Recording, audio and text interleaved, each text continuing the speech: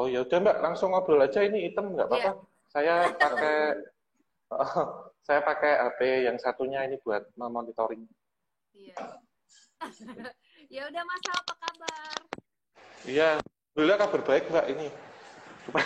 Saya ngelihatnya dua tempat jadinya. Apa? Ngelihatnya jadi dua tempat ini. Tapi nggak Iya, apa-apa. nggak apa-apa. Nanti biar masuk sendiri. Nanti kalau saatnya masuk biar masuk sendiri. Oke. Ya. Aku sebenarnya udah menyiapkan beberapa pertanyaan untuk Mas Hal. Apa namanya? Dan teman-teman banyak banget dari kemarin juga yang minta untuk kita collab lagi. Dan Iya. jawabannya adalah mudah-mudahan segera ya Mas ya.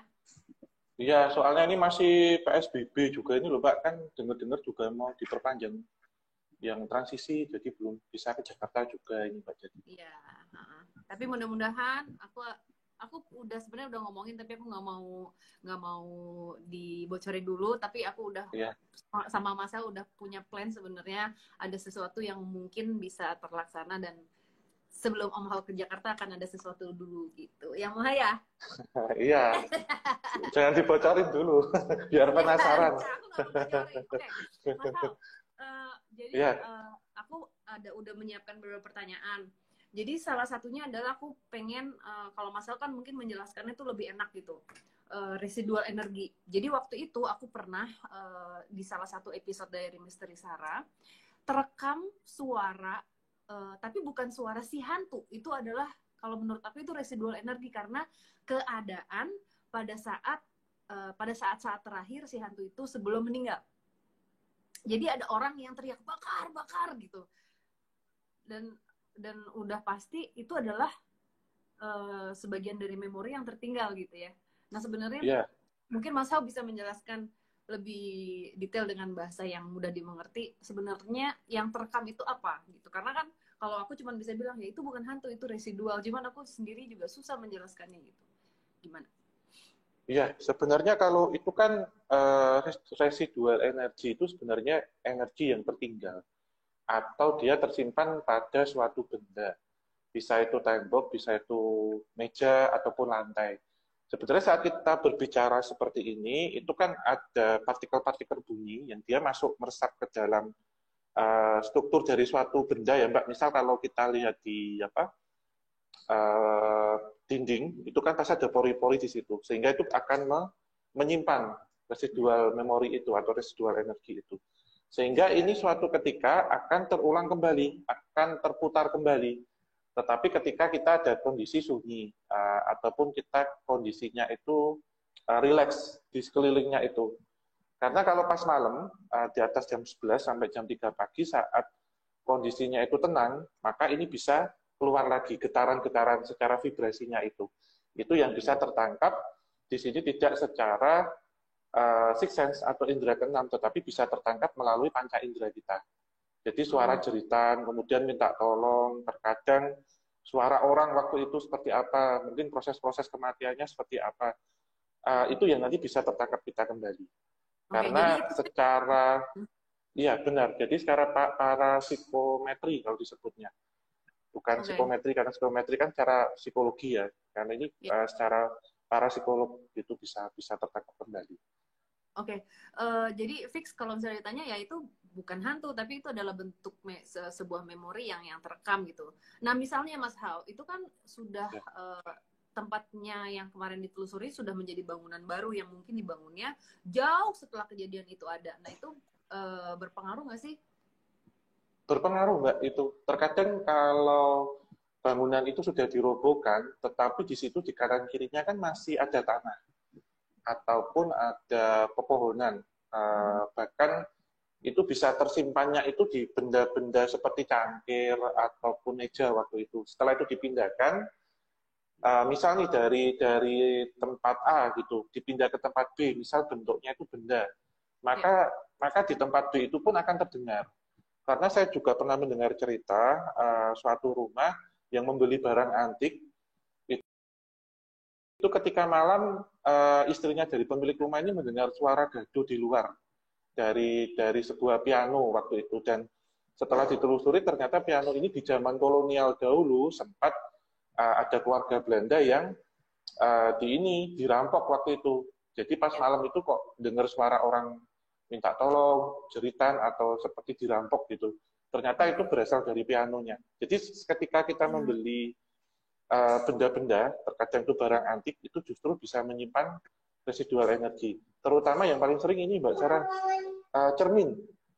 Oh, I see. Iya. Makanya, ya, oke. Ya, Iya. karena cermin itu kan setiap hari dipakai buat bercermin, kemudian apalagi ditaruh di ruang tengah yang orang lalu lalang, sehingga dari cermin itu bisa kita putar lagi, ada peristiwa apa sih di situ, jadi kayak kita lihat TV jadinya gitu. Iya. Oke. Tapi udah fix ya, berarti bukan berarti oh benda antik itu berhantu, enggak juga ya, karena itu menyimpan. Enggak. Oke. Iya. Enggak, malah benda-benda antik ataupun barang-barang itu menyimpan segala getaran, rekaman-rekaman dari suatu peristiwa di sekitar benda itu ada gitu. Sehingga orang menyebut kadang benda itu memiliki spirit atau memiliki nyawa gitu. Apalagi benda itu kesayangan dari orang yang misal orang ini sebelum meninggal suka pakai jam tangan atau pakai kacamata juga bisa, Iya. baju itu bisa dilihat dari situ. Oke, bagaimana dengan boneka berhantu? Itu kalau menurut Mas Hal gimana?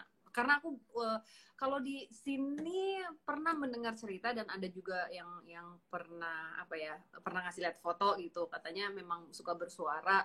Nah, tapi itu setelah Mas Hal menjelaskan ini, itu mungkin juga bagian dari si residual energi juga. Tapi kalau yang aku pernah pelajari, kalau di Amerika itu ada Robert the Doll, ada Peggy the Doll. Nah, kalau Robert the Doll itu yang punya boneka ini, dia menaruh terlalu perhatian atau dia memberikan energi kepada si boneka ini, bahkan dipakein baju, dikasih nama, disayang-sayang, itu melebihi dari normal gitu, sampai akhirnya ada yang mendiami si boneka itu. Itu gimana kalau menurut Mas Hal? Ya, ini sebelumnya coba Mbak kolom komentar diaktifkan dulu. Kita coba dulu, siapa tahu nanti gambar saya di monitor utama masuk nanti. Oke. Ya. Oke, sambil ini ya Mas Hal ya. Iya, jadi kalau kita boneka itu sebenarnya berkaitan selain dengan residual energi, juga residual memori Mbak Sarah. Oke. Gitu. Karena kalau dalam benda yang sudah kita sampaikan di awal itu akan menyimpan residual energi. Sementara jika itu di manusia itu akan menyimpan residual memori. Boneka itu kan sebenarnya penggambaran dari wujud hewan ataupun wujud manusia ya, yang dia disimpelkan tidak bernyawa. Tetapi ini juga berkaitan dengan residual energi. Apalagi boneka ini ditaruh di kamar, di bawah si orang ini, terutama mendiang ya, misal orang sudah meninggal. Sehingga terkadang residual memorinya atau residual energinya tersimpan di situ. Tetapi ada juga yang benda ini kemudian bentuk patung ataupun boneka itu menyerap ataupun ditempati kemudian oleh sosok astral, bisa. Ataupun jin korin lah di situ, akan menempati situ. Dan terkadang jin korin itu menyerupakan, itu kan 100% dengan si pemilik awalnya, yang menyerupakan, sehingga memori-memori yang tertangkap itu hampir sama dengan pemiliknya terdahulu. Oke. Gitu. Tapi bisa jadi bahaya juga nggak sih untuk seseorang memberikan energi yang terlalu berlebihan kepada suatu benda? Bisa nggak? Apalagi kalau yang dimasuknya tidak terfilter ya. Terutama misal orang ini dalam artian dahulunya penganut ilmu hitam, contohnya gitu, itu bisa masuk, bisa mengikuti. Bahkan dari benda ini nanti bisa ada seperti energi mekanik, jadi bisa gerak sendiri, itu bisa. Terkadang demikian. Gerak di sini sebenarnya lantaran suatu beberapa, kalau kita melihat dari susunan benda itu kan pasti ada partikel dan molekul di situ. Sehingga saat energi ini terekam kembali ataupun terisi kembali, itu bisa menggerakkan. Misal dia posisi bentuk kepala akan menengok, ataupun dia bergeser, atau apa, itu sebenarnya mengikuti dari serapan-serapan itu. Oke, tuh aku ini banget sih, maksudnya terbantu banget soalnya kalau kan ada di film itu kan kayak si Annabelle, tapi si Annabelle sendiri kan memang ada di sana gitu, dan memang ada sesuatu yang sangat gelap yang ada di situ gitu. Jadi ada bisa kemungkinan sesuatu yang gelap itu bisa menggunakan si boneka ini untuk mempengaruhi manusia kan juga bisa. Jadi bisa ada banyak kemungkinan gitu ya Mas Hao ya. Iya, jadi intinya bisa Mbak, adalah karena gimana? Iya, sorry Mbak, iya benar. Jadi intinya apapun bisa ada kemungkinan, kita harus melihat studi kasusnya seperti apa dulu. Karena misal ada boneka yang dulu pernah digendong anak perempuan, kemudian anak perempuan ini ketabrak mobil, itu bisa sih macam-macam sih Mbak Sarah ininya kasusnya. Ya. Tapi ada juga yang jadi takut, wah nggak boleh punya boneka, ya nggak gitu juga guys. Jadi nggak apa-apa, itu oke. Tapi yang penting kan ada istilah gini, apapun yang berlebihan itu nggak baik. Itu sih, jadi ya biasa-biasa aja. Itu ya. Apalagi kalau zaman dulu yang ku tahu tuh rambutnya tuh bisa dikasih rambut orang beneran, terus nanti kayak bajunya terus sampai katanya dari bagian dari si manusia yang sudah meninggal tuh ditaruh di boneka. Ada juga tuh Mas Hawan kayak gitu, tapi akhirnya jadi mengundang sesuatu yang lain. Iya, benar itu Mbak. Kadang ada yang secara sugesti, kemudian rambut boneka itu tumbuh. Itu juga ada secara sugesti. Karena sebenarnya itu pengaruh juga. Tetapi ini memang kalau rambutnya kok bisa tumbuh, kukunya bisa tumbuh, itu harus kita kaji lagi secara ilmiah dan secara metafisika juga. Kenapa bisa seperti ini? Itu harus ada penelitian lebih lanjut. Kalau yang paling sering sorot mata sih Mbak. Karena sorot mata itu juga menyimpan ilusi optik contohnya. Karena kalau patung-patung yang kita lihat ya, salah satu contohnya patung Pastur H.C. Vesberg yang ada di Bandung, Taman Maluku, itu kan terkadang kalau kita melihat sorot matanya, kondisi pas malam, itu seperti mengikuti kita. Tetapi sebenarnya di sini ada satu ilusi optik di mana kalau pas malam itu fokus cahaya, termasuk kornea mata kita itu kan terpaku pada satu titik. Sehingga sewaktu disorot lampu, maka kornea kita akan menangkap bayangan itu posisinya di mana. Sehingga ini akan menjadi sugesti ke kita bahwa sorot matanya itu mengikuti kita. Sebenarnya yang mengikuti bukan sorot matanya, tetapi cahaya yang masuk ke mata kita, ke kornea dan ke lensanya itu. Sebenarnya itu. Jadi sih sebenarnya kalau ini aku matiin lagi komennya ya Mas Hao ya. Iya Mbak. Mas Hao udah bisa lihat aku belum ya?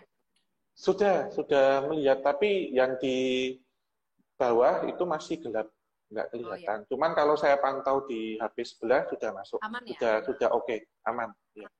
Iya, jadi aku juga selalu sering banget berpesan sama Saradix kayak jangan terlalu menghubung-hubungkan semua hal dengan yang gaib. Kita juga harus pintar juga menggunakan akal juga, maksudnya logik juga gitu. Bener gak sih gitu? Nah, kadang-kadang aku aja dengar suara nih, Mas Hao dengar suara di bawah, bulak-bulak gitu.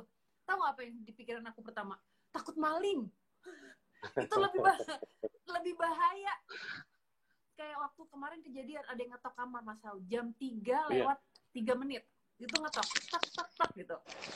Terus aku buka, nggak ada orang. Aku telepon Wisnu, bukan dia yang ngetok. Jadi kita turun, aku bawa baseball bat, terus si Wisnu bawa golok ke bawah, kita cari, kita pikir maling kan, tapi alhamdulillah ternyata bukan. Nah itu makanya lebih mengerikan manusia daripada makhluk astral guys. Gitu. Sama ini misal, aku juga sebenarnya mau tanya, waktu itu sebenarnya kita udah pernah ngebahas, cuman banyak banget Saradix yang tanya, mungkin Mas Hao bisa menjelaskan apa sih yang dialami Mbak Sarah waktu pada saat syuting di episode terakhir dari Misteri Sarah. Jadi waktu itu ingat nggak Mas Hao aku bilang, aku tiba-tiba bukannya si sosok yang datang ke aku, tapi aku yang masuk ke dunia dia. Ingat nggak Mas Hao? Yang aku merem. Jadi pada saat yang masuk, main video game gitu. Terus terang pada saat itu aku ketakutan kan, aku bilang sama Mas Hao kan, aku takut banget karena aku cuma takut pas aku merem udah di dalam situ nggak bisa balik gitu. Itu yang ada, aku ketakutan karena masih baru ya mungkin ya. Dan kita kan nggak tahu penyebutannya itu apa gitu. Mungkin Mas Hao bisa menjelaskan sebenarnya apa sih pengalaman baru, ada penampakan di belakang. sebenarnya apa sih itu yang aku alamin gitu, karena memang kalau misalnya disuruh cobain lagi aku akan akan lebih berhati-hati dan belum berani terus terang gitu. Gimana menurut Mas Hal? Iya, sebenarnya kalau konsepnya masuk ya Mbak ke dimensi sana ya, posisi Ya. kita yang ke sana, itu sebenarnya sebagai bagian kecil dari astral projection, atau orang Jawa menyebutnya dengan rogo sukmo. Jadi biasanya mereka yang akan menghampiri kita, tetapi di sini kita yang akan menghampiri mereka, sehingga sebagian dari tubuh kita ini akan keluar, software kita lah, root atau sukmonya kita berpindah. Sebenarnya risiko terburuk jika ini tidak bisa mengendalikan itu adalah bisa mati suri lah yang paling ini, karena kita akan berpindah ini. Jadi kita yang akan masuk ke sana, menembus ke sana sebagian dari diri kita. Memang kalau dengan metode ini kita bisa merasakan kondisinya itu secara real, karena kita masuk ke sana ya. Bukan kita kemudian menarik energi di sana untuk ke alam kita, tetapi kita yang ke alam sana. Kebalik, justru sebenarnya ini salah satu yang saya pakai juga ketika melihatnya itu ingin merasakan secara heritage moment tourism lah, Mbak, sebutnya demikian. Jadi kita yang ke sana.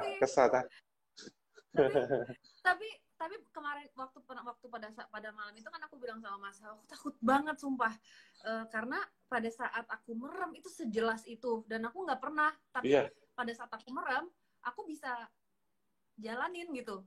Jadi kalau aku nangkepnya itu dalam memori yang pernah dialami sama dia, tapi aku bisa lihat kiri kanan sesuai dengan keinginan aku gitu.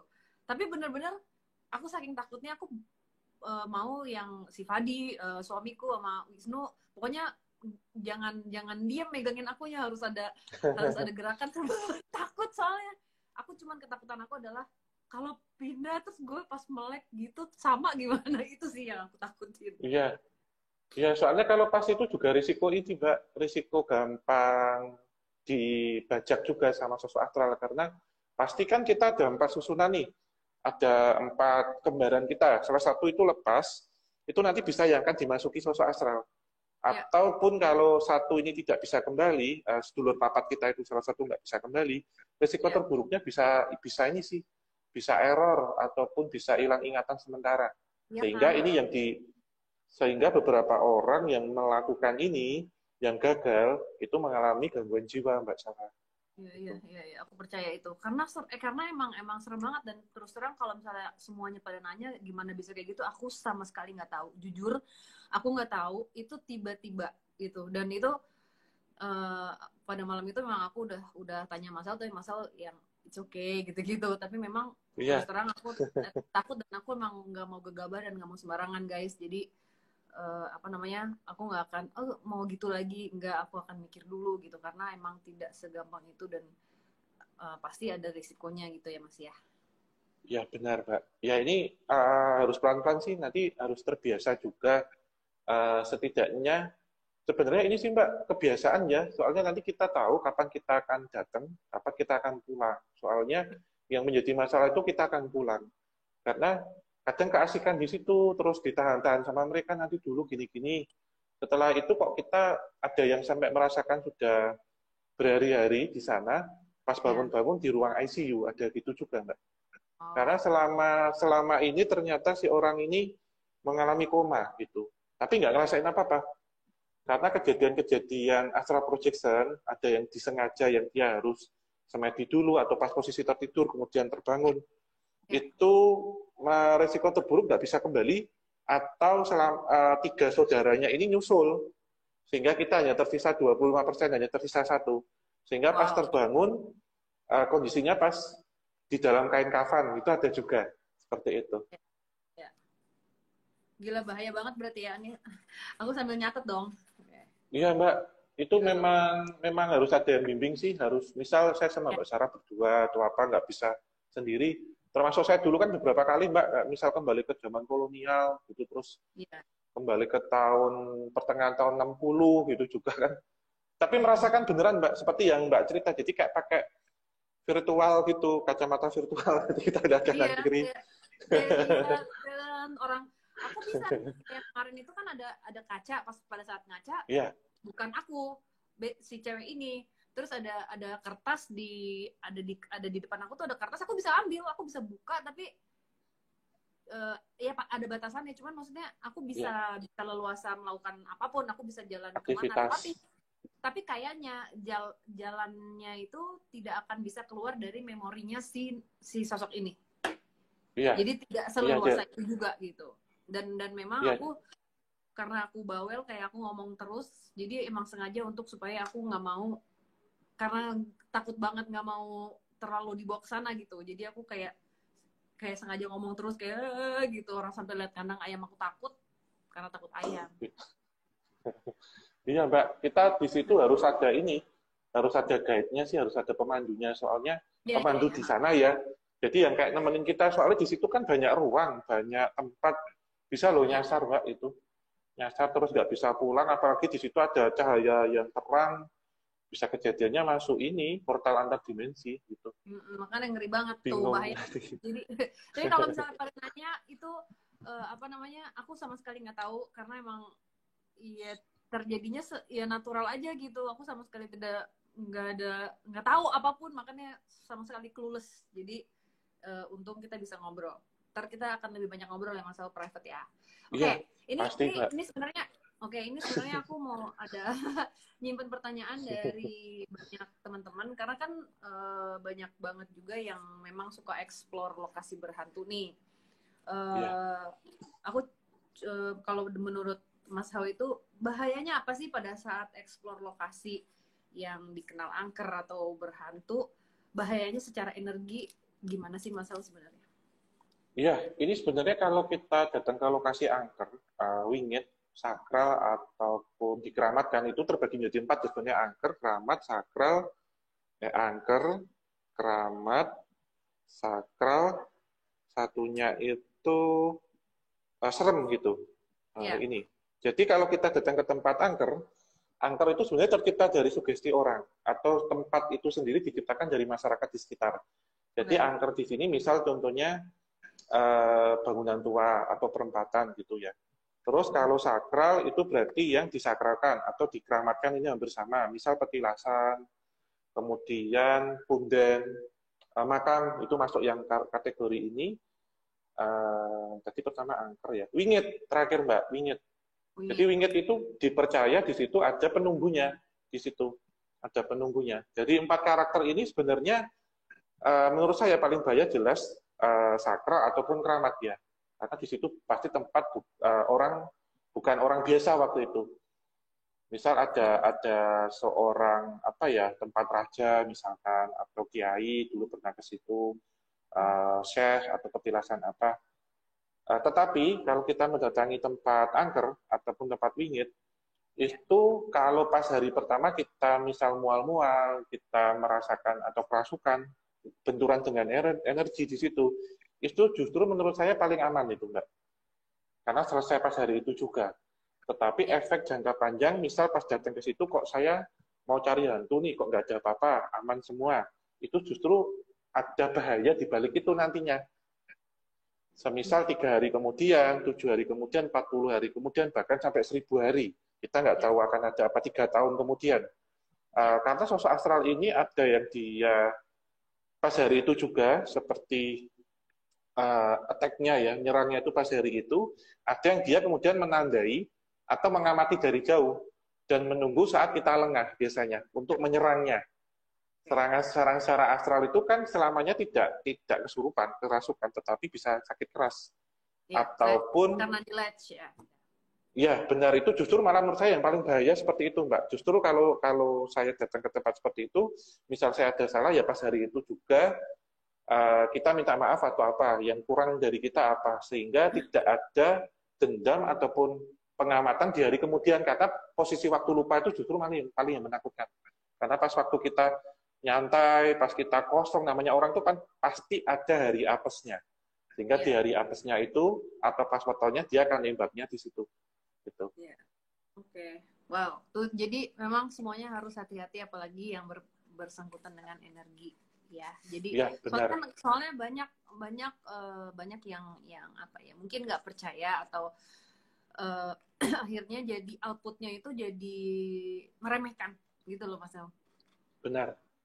Ya, karena aku juga kayak banyak banget yang nggak percaya, ya it's okay nggak percaya, tapi nggak ada salahnya walaupun kita tidak mempercayakan sesuatu, kita tetap menghormati gitu. Jangan kurang ajar juga, karena kita nggak pernah tahu apa yang ada di situ, apa yang sudah menjaga tempat itu tuh kan, ini tanah kan udah ribuan tahun gitu, jadi jangan main-main gitu ya.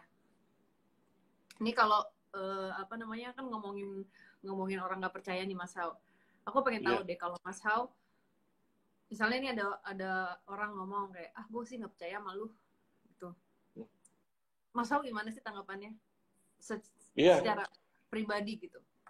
secara pribadi ya, karena saya juga kadang menemukan seperti itu gitu. Ya. Sebenarnya percaya tidak percaya itu nanti kembali ke diri kita di sini. Tetapi ada baiknya pengutaraan kata tidak percaya itu setidaknya dengan nada sopan dulu aja. Jadi tidak seperti meremehkan atau menantang, karena percaya itu kan semuanya kan berbeda-beda nih Mbak ya.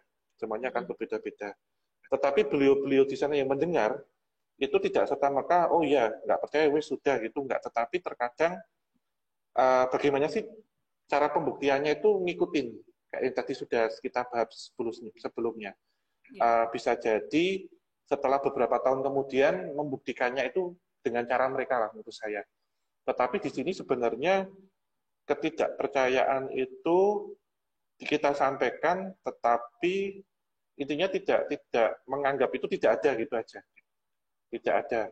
Terus, oh misal, ya seperti saya sudah sampai gini, nggak percaya itu bohong, gini. Asal kita dengan kerendahan hati, insya Allah hal ini tidak akan menjadi malapetaka di kemudian hari gitu. Ya. Di kemudian hari, menurut saya, karena beberapa orang yang tidak percaya di sini kemudian menantang yang saya tidak suka gitu. Oh betul, banyak Menantang sih. dengan Banyak. dengan dengan seperti itu, buktikan ke saya gini. Memang tidak akan pada hari itu, tetapi mereka yang sudah mendengar itu kan merekam juga dan mencari waktu yang tepat, setidaknya untuk eksistensi saja. Eksistensi di sini kan macam-macam ya, misal dengan dibenturkan dengan suatu masalah ataupun dibenturkan dengan keadaan. Terkadang tidak kemudian langsung nongol penampakan, tidak Mbak Sarah, tetapi kondisi di situ. Kondisi-kondisi tertentu. Misal dia pas mengalami penyakit parah, ada seperti gambaran tertentu, melihat sesuatu makhluk astral tertentu, sehingga ini akan merubah mindset nantinya.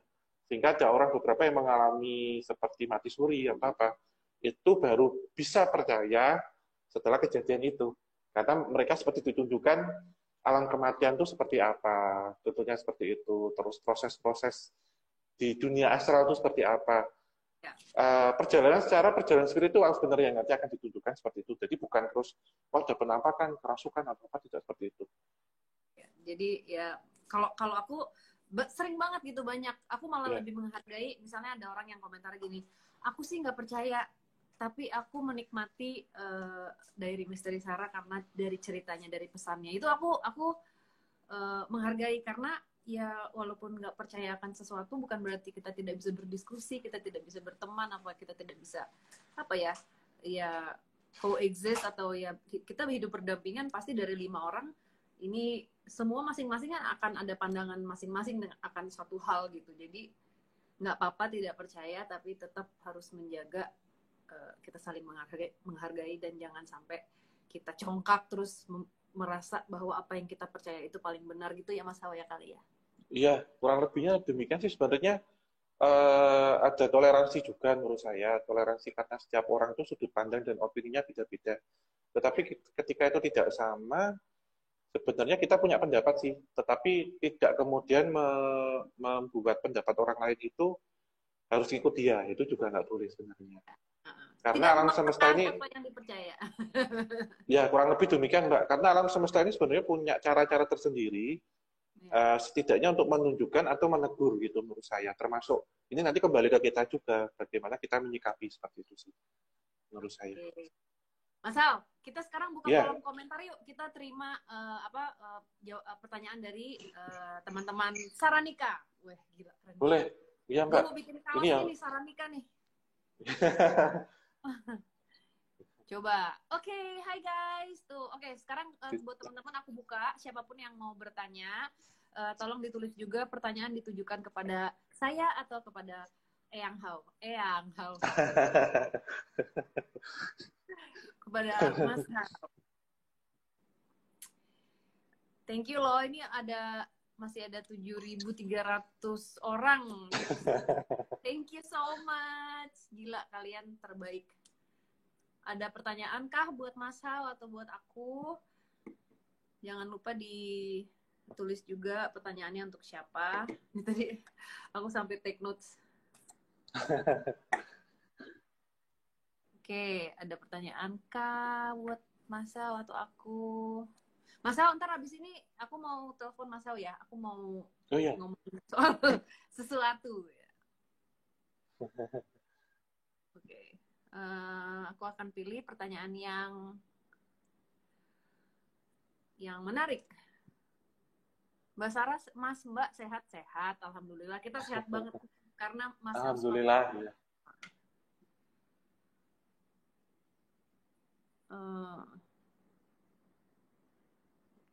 Coba guys, ayo pertanyaannya yang menarik.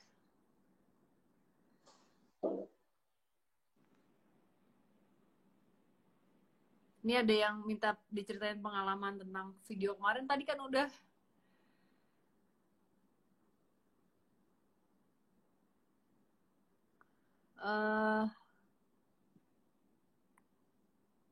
Pertanyaan bukan ini ya guys. Pertanyaannya bukan konsultasi.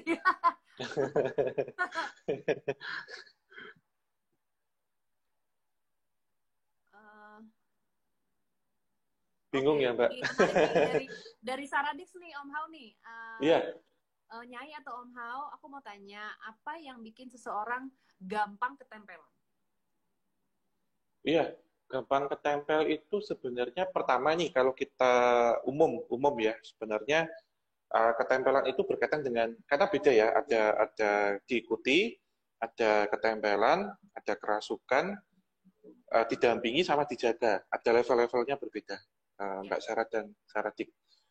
Kalau ditempeli, itu kan pasti nanti melalui diikuti dulu. Biasanya orang yang diikuti, itu kita bilang orang awam ya, orang umum, itu berkaitan dengan warna aura dulu. Jadi setiap manusia ada terbagi menjadi 3, auranya menarik, auranya netral, atau auranya menolak. Kalau kita bilang ya auranya menolak, itu biasanya makhluk astral itu akan menjauh dengan sendirinya. Ditakuti lah dalam tanda kutip, nggak mau nyerap karena auranya berat atau apa. Netral jelas, netral itu umum, mereka mau lewat berdampingan biasa. Nah ini, yang paling banyak orang itu sebenarnya auranya menarik. Menarik ini terutama anak-anak balita, anak-anak bayi. Itu biasanya kenapa mereka nangis, mereka rewel, mereka senyum-senyum sendiri, itu tergantung dari sosok astral yang mendekat. Selama perjalanan ini manusia biasanya ada yang auranya menarik itu akan diikuti terus sejarak 0 sampai 5 meter, tetapi kalau nanti sudah menempel, itu akan dekat dengan kulit kita. Yang membedakan itu di kaki, biasanya Mbak Sarah. Okay. Seperti kejadian di basementnya bank yang waktu itu, yang saya kakinya akhirnya dijegal itu loh. Oh ya.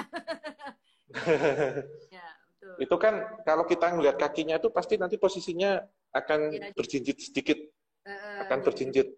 Ya. Jadi akan mereka sisipi di bawah. Saat ini sudah menempel, maka nanti akan ke tahap kerasukan. Jadi masuk gitu. Jadi memang kenapa sih orang kok diikuti ataupun ditempel itu auranya tergantung. Dan itu secara kasus akan berbeda-beda setiap orang. Oke. Kalau kayak gitu bisa nggak sih Mas Hao misalnya aura warna kalau aku kan melihat orang biasanya warna-warni. Setiap orang pasti berbeda gitu. Nah, kalau nggak tahu ya aku dari yang apa yang pernah aku alamin ya, aku melihat aura seseorang itu kadang tergantung dengan si orang ini. Misalnya seorang ini tuh dia negatif banget, nah itu pengaruh loh ke warnanya dia. Kalau aku ya ngelihatnya. Pengaruh, ya. Bener ya? Pengaruh Mbak, pengaruh termasuk kesehatan, kemudian moody juga, moodnya baru apa. Karena manusia ini kan ada 3 warna aura dasar, kemudian ada 3 warna aura tambahan, baru di Ya. paling terakhir itu warna aura temporary, mengikuti situasinya. Terkadang saat dilihat itu kadang gini, mungkin Mbak Sarah juga sering mendapatkan pertanyaan, Nyai atau Om, warna aura saya apa gitu. Tetapi foto yang dikasih tahun 10 tahun yang lalu ya nggak bisa berdeteksi. Jadi kita Ya. mintanya yang teraktual, yang saat ini gitu. Karena yang biasanya akan kita ambil itu warna aura temporerinya dulu. Nah, baru waktu kita ketemuan, kita akan ambil warna aura paling dasar, paling dalam. Biasanya yang di luar ini yang nanti akan narik. Misal dia pas emosi, dia pas gembira, dia lagi galau atau apa, ini yang akan narik.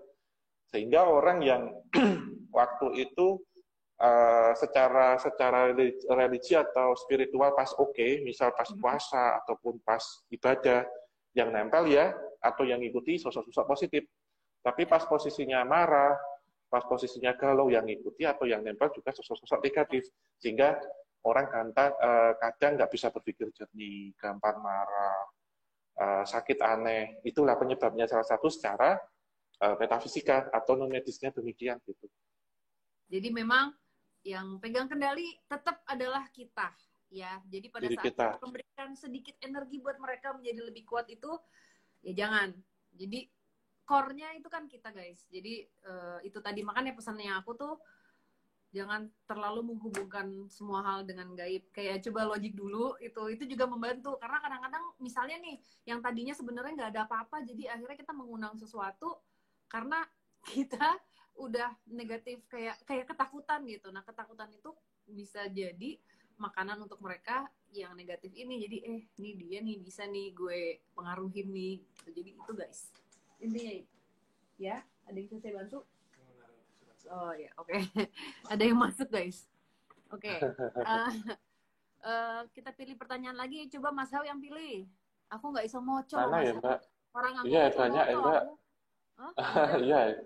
Iya aku. Soalnya gini, Mbak, terkadang kalau pas posisinya galau, kemudian ada niatan untuk suicide ya, untuk bunuh diri, itulah yang kadang nyerap mereka. Sosok Iya, astral ini yang memberikan bisikan gitu. jadi mereka juga kayak wah gampang banget untuk pengaruhin gitu kan, kayak karena kitanya nggak whole gitu, kitanya nggak kuat. Mana ya? Oh iya, Sinyalnya aku aku pilih. Mas Hal, ini ada yang ngomong tadi soal pesugihan. Aku mau tanya nih Mas Hal, Iya, apa iya, namanya? Kan kemarin aku sempet berapa kali tuh ketemu dengan sosok pocong, tapi sosok pocongnya itu iya. adalah korban ritual ilmu hitam. Itu sebenarnya apa sih Mas Hal? Tapi pocongnya itu ya selalu bukan bukan orang dipocongin kayak mau dikubur gitu, karena tidak Iya. kayak seperti asal gitu. Nah itu apa sih emang beneran ada?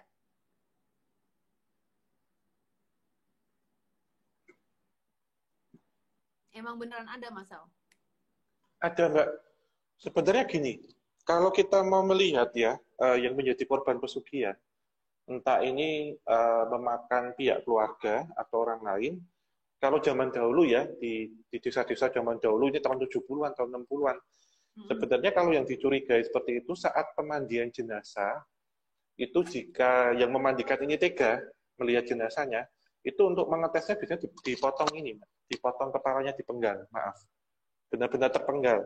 Sehingga saat nanti, misal nih maaf, saat terpenggal itu, setelah ditunggu berapa menit, memang bentuk jenazah, ya, jadi kepalanya terpisah, tidak berubah, itu berarti ini memang meninggalnya bisa dikatakan kecelakaan atau sakit. Tetapi biasanya orang yang memiliki intuisi saat memenggalnya ini berubah menjadi pelepah pisang atau pohon pisang, itu adalah korban, Mbak Sarah. Karena sejatinya raganya ini akan diambil oleh sosok astral yang menjadi pujaan itu, yang dipuja itu, yang tertinggal itu diganti, raganya itu diganti dengan pelepah pisang. Mengkamuflase gitu, dirubah, disihir lah seperti itu. Sehingga pocong yang dinampak diwujudkan itu adalah ilusi ataupun hanya gambaran saja, tidak 100% asli. Tetapi sosok astral korinya yang menghuninya itu nanti akan mengikuti. Sehingga kejadiannya kayak waktu kita yang gedung bekas sekolah itu loh Mbak Sarah. Oh dulu iya yang benar-benar. waktu di Ya, ya. jadi itu yang nanti akan menunjukkan oh posisi saya seperti ini. Tetapi pocong yang ditampilkan itu hanya boneka dalam tanda kutip. Karena jenazah sebenarnya sudah diganti dengan pohon pisang. Gitu. Jadi Oke. Nah, waktu ditebas gini terpisah akan berubah seketika berubah menjadi pohon pisang yang terputus juga. Misalnya oke. gitu. Nah, aku kalau yang aku pernah ketemu ya Mas Sau, jadi memang si sosok ini itu aku nggak tahu ya apa tapi si yang pembunuhnya itu memang dia menganut aku nggak tahu apa pokoknya berhubungan dengan ilmu hitam. Jadi si ceweknya ini dalam keadaan sekarat dipocongin. Itu serem banget. Jadi Iya. tapi itu aku nggak bisa cerita banyak karena ntar akan ada surprise, ada cerita di balik itu. Tapi aku pernah ketemu itu satu. Jadi dia memang literally ya mungkin orang gila kali ya. Jadi di itu aku nggak tahu juga ya. I don't know. Tapi aku pernah ketemu juga keadaannya dia terakhir itu yang dia kasih lihat gitu. Gitu. Oke, teman-teman ada pertanyaan lain nggak terakhir nih guys? 5 menit terakhir Ya, aku bersama sembari Mas Hal. Mas baca-baca. Hal, ya. Eh.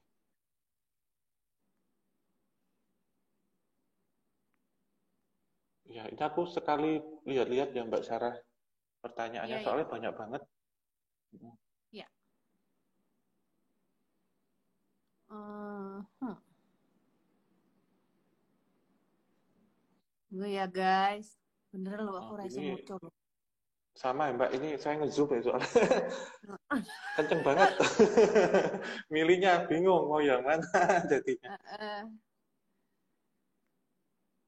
Aku soalnya nggak pakai kacamata. Iya. Nah, ini udah agak enakan sih. Iya, Mana ya? tadi udah jelasin yang soal VR guys. Mm. Hmm, mau tahu pendapat masing-masing Om Hao dan Kak Sarah sebagai orang yang memiliki kelebihan. Itu nggak usah diceritain lagi. Udah tahu Om Hao itu kayak udah seperti keluarga buat aku guys. Ya, ini lama nggak ketemu kakak-kakak Iya. di Jakarta. Ketemu Nih Mas ada yang tanya Demian, nih, Mas Wisnu juga. Mas Hao nih. Coba, Ya, ini menarik nih. Kalau reperpan itu sebenarnya benar tindian atau gimana? ya reperpan atau disebut dengan sleep paralysis ya. Ya. Sebenarnya kita melihatnya dikaji dari dua. Pertama, secara medis dan non medis. Cuman kalau secara medis bukan memenang kami untuk menjelaskan di sini. Karena memang ada secara neurologi ya, secara ilmu kesyarafan itu ada penjelasannya. Di sini yang bisa kita sampaikan adalah secara non medis, secara metafisika. Sebenarnya reperpan ataupun tindian atau disebutnya dengan sleep paralysis itu terjadi ketika kita ada kontak dengan makhluk astral. Ketika kita tertidur, contohnya. Memang bisa dijelaskan waktu kita tertidur itu terlalu buru-buru ataupun kita belum siap secara saraf itu akan tegang secara beberapa menit ya. Tetapi sebenarnya kalau kita jelaskan secara metafisika, ini terjadi ketika makhluk astral yang semula mengamati atau mengikuti itu sebenarnya sudah menempel. Dan mereka menunggu suatu momen ketika kita sedang akan tidur. Karena tidur ini kan pasti akan memasuki namanya alam bawah sadar di situ. Dan saat kenapa mereka menunggu kita tidur? Karena mereka ingin masuk ke alam bawah sadar kita. Posisi waktu kita tindian atau reprepan itu sebenarnya diri kita menolak gitu. Jadi resisten.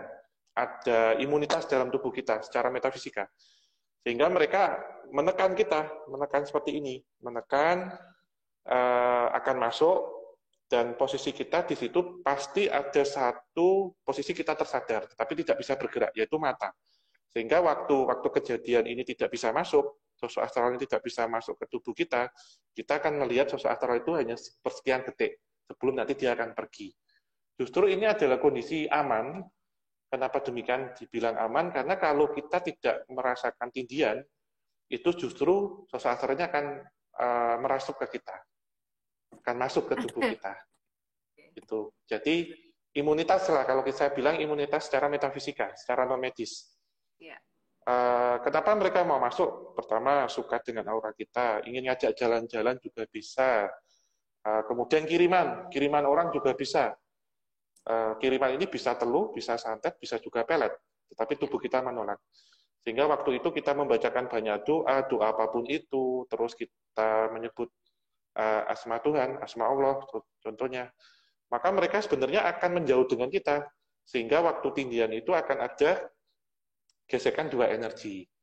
Sehingga posisi kita saat itu akan seperti merasa lumpuh sementara, atau sleep paralysis, atau kelumpuhan sebelum tidur. Biasanya sleep paralysis kan terjadi sebelum kita tidur, Mbak.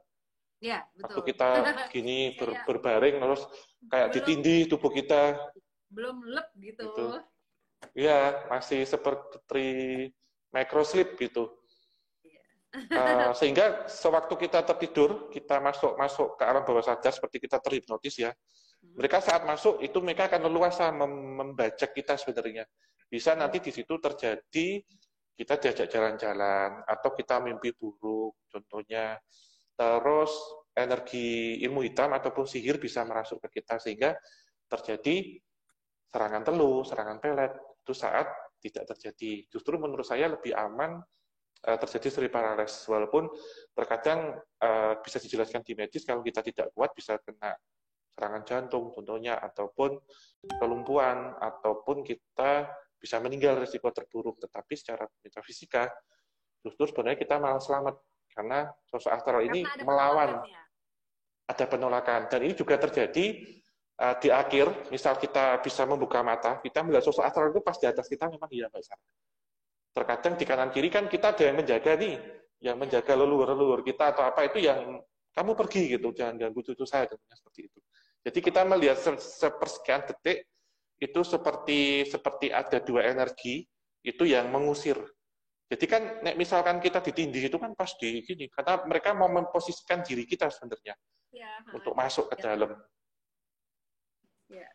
untuk masuk ke dalam tadi, gitu. untuk teman tadi siapa yang nanya, semoga jelas. Aduh, kalau ngobrol sama Mas Hal itu nggak akan cukup waktunya. Mudah-mudahan kita akan segera bisa collab lagi ya Mas Hal. Mas Hal terakhir nih. Iya, amin. Pesan nggak buat teman-teman yang nonton di rumah? Apapun terserah. Ada yang ingin disampaikan nggak? Iya, sebenarnya kita dimanapun ya, kita harus bebersih diri. Terutama pas pandemi ini, sebenarnya kita diingatkan untuk selalu bebersih diri ya. Karena kalau kita lihat zaman dahulu, di rumah orang tua kita, kakek nenek terutama, atau buyut-buyut kita kan pasti disediakan tempat untuk cuci tangan, cuci kaki. Sebenarnya itu ada salah satu filosofi, waktu kita berjalan, itu selain bakteri, virus, kuman, dan macam-macam, itu kita bersihkan. Selama kita jalan ini kan kita nggak tahu ya Mbak Sarah, Saradik, Saranika dan Javanika semua yang mungkin nonton, bisa kita diikuti, bisa kita ditempelin, bisa kita nginjak atau apa, sehingga itu terbawa dalam tubuh kita. Saat kita bebersih diri, kita seperti ambil air wudhu, kita cuci tangan, cuci muka, cuci kaki, sehingga semua energinya akan luntur. Sehingga ada filosofi, jangan membawa kotoranmu masuk ke dalam rumah. Jangan membawa emosimu ke dalam rumah. Sehingga saat kena air, karena energi air itu menenteramkan, menenangkan, akan luntur di situ. Gitu. Jadi tetap ada pandemi atau tidak, setelah ini kita tetap harus budaya cuci tangan, cuci kaki, cuci muka. Karena selain kita bersih, wijek, kalau wes wijek sih kayak ngarep omah, kalau orang dulu kan gitu Mbak, saurungnya masuk gitu. Sehingga ini memang budaya kita yang sudah luntur, tetapi saat pandemi ini kita diingatkan, kita ambil sisi positifnya, bahwasanya cuci tangan, cuci kaki, cuci muka itu penting. Gitu. Selain untuk menggalau energi, untuk melunturkan atau mencuci penyakit, juga kita bisa untuk membuang semua energi astral yang melekat pada kita, terutama yang buruk gitu. Tuh, itu sih teman-teman. Jadi sama dengan menjaga kebersihan physically dan apa namanya nggak cuman kita fisiknya bersih juga, tapi secara energi juga kita membersihkan. Wije, apa tadi Masa bilangnya? Wije. Ayo sebelum bobo Wije gitu. Kalau Wije dulu. Wije sih gitu dulu. Gitu. Ya udah, aduh Mas Hao, terima kasih banyak ya. Akhirnya kita bisa live bareng lagi. Semoga akan segera ketemu secara live, asik. Enggak. Iya Mbak, insya Allah. Iya. Oke, udah teman-teman, terima kasih ya. Kami di sini tidak ingin memaksakan apa yang kami percaya untuk kalian percaya. Kami di sini hanya ingin berbagi cerita. Dadah. Mas Hao, dadah, salam rahayu. rahayu. Ya, salam rahayu, rahayu mugi pinaringan rezeki sagung dumadi. Terlalu rahayu. Assalamualaikum warahmatullahi wabarakatuh, Mbak. Amin. Sampai jumpa lagi semua.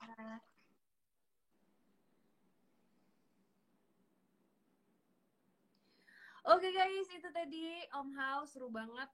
Semoga kita akan bisa segera ketemu lagi dan collab dan ada video lagi bareng. Karena kemarin ternyata kurang dan aku terus terang belajar banyak dari Mas Hao. Mungkin banyak hal yang sebenarnya aku tahu secara kayak pengalaman, aku mengalami banyak hal, tapi aku tidak bisa menjelaskan itu apa gitu. Om Hao orang yang pengetahuannya banyak banget dan jujur aku nggak tahu apa-apa guys. Kayak masih banyak banget di dunia ini yang harus kita pelajari gitu, dan jangan pernah mau berhenti belajar ya. Pada saat kita ngerasa kita tahu semuanya, tanpa kita sadar gitu kita sama sekali nggak tahu. Kayak when you think you know everything, you know nothing. Jadi jangan pernah congkak merasa tahu banyak hal. Harus mau terus belajar ya sampai kapanpun. Oke, terima kasih Saradix yang udah stay. Kita ketemu lagi segera, dan jangan lupa yang belum nonton segera nonton. Ada Gina, ada Mas Jaka, hai, thank you. I'll see you guys, bye. Dan Mas Dova.